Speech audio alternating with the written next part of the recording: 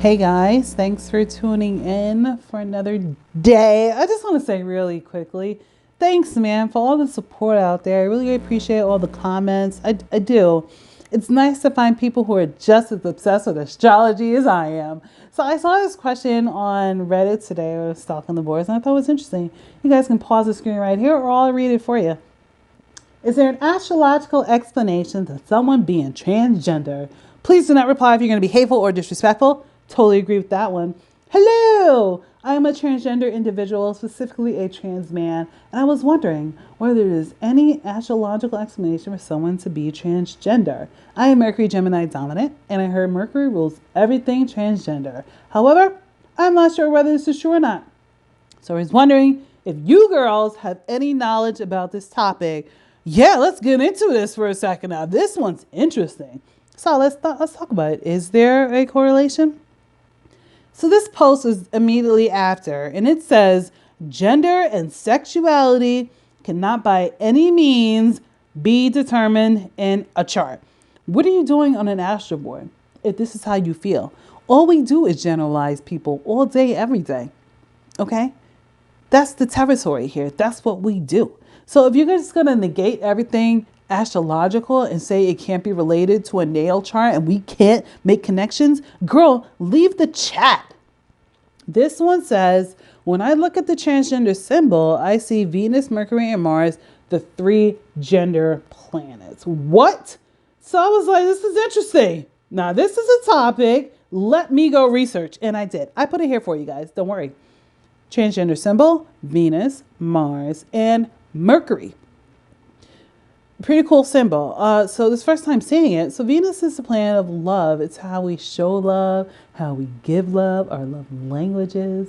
If I like wine with my love, if I like to spend money on my love, all that good stuff. Mars is our tactics, our strategies, how we get what we want. It's our lovemaking style in bed. Do I like to play tie-up games with my mates? Or is missionary good for me, girl?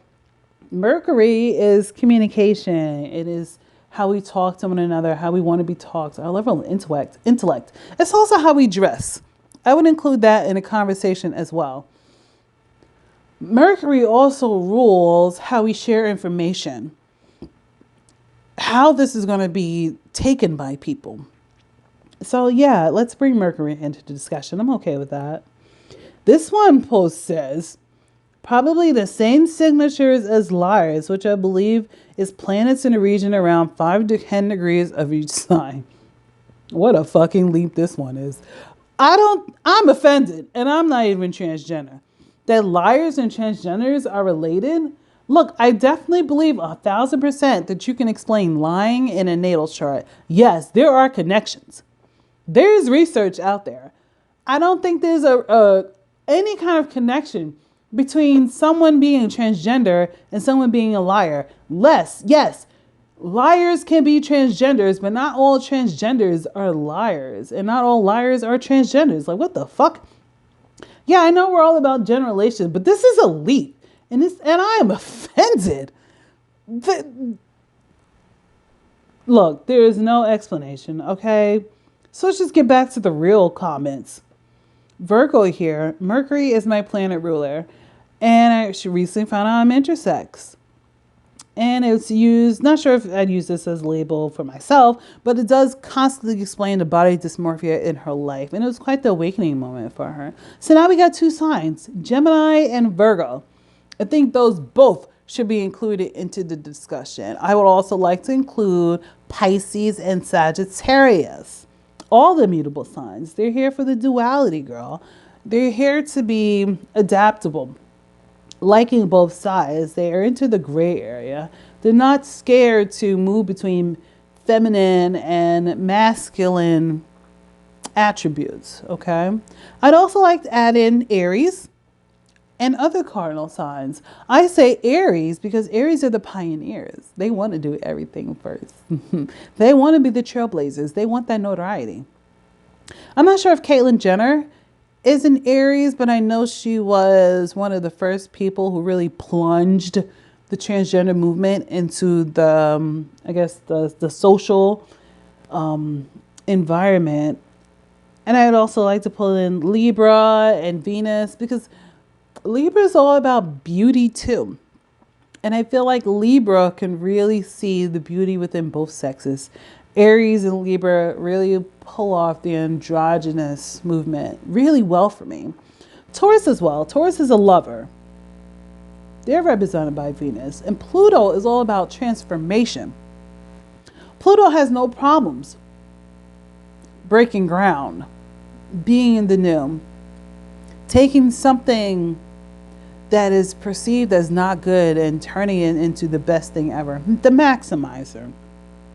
So you've got your masculine, your feminine, your androgyny aspects to the ascendant and the midheaven. Yeah, I would agree with those two. This poster says, let's look at the first house, 10th house, 4th house, which is Saturn. Sun, Moon, Mars, Venus, Mercury, and Saturn. Yeah, so Saturn here's again. And she's also mentioning Gemini again. So I think everyone, is on the same table when we say most transgender people are Gemini. And that may be because Gemini is always known to having like two faces, multiple personalities and all that. So that may be why people think that. I would agree with the sun, your ego, your moon, how you feel emotionally about people, how you want people to feel emotionally to you, how you give emotions, how you perceive your emotional environment. I know a lot of people transgender people grow up feeling emotionally confused. So maybe there are some air elements within the moon. Saturn's interesting. So Saturn is the planet of structure to me. Saturn is the traditionalist. It's the Capricorn. It's the 10th house. I would also say Saturn is the 4th house too, because it relates to the father as well. But yeah, Saturn, I think, would not be very transgender-ish unless Uranus was a part of the discussion. Because Uranus is the rebel. It is the trendsetter. It is the one that wants to shock and awe people. And I'm not saying that transgender is about shocking awe. These are people's real lives. But I think because we are in the age of Aquarius, this is at the tail end of what we were going to be experiencing moving into this age. So I agree. I'm here for the Geminis, the Virgos, the Pisces, the Sagittarius, the Aries, the Libras, the Venus-filled people of the world, the Aquas. I'm here for it all. Thanks for tuning in. See you next time.